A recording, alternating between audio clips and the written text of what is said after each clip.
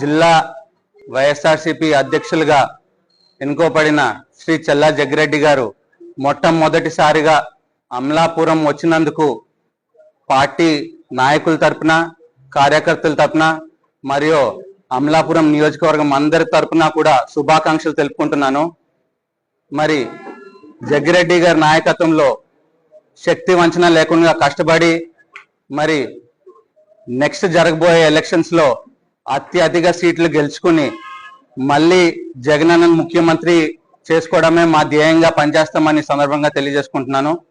మరి జగ్గిరెడ్డి గారిని జిల్లా ప్రెసిడెంట్ గా మాకు అందించిన మాజీ ముఖ్యమంత్రి వర్యులు మా వైఎస్ఆర్సీపీ గౌరవ అధ్యక్షుల వారు శ్రీ జగన్మోహన్ రెడ్డి గారికి మా ధన్యవాదాలు.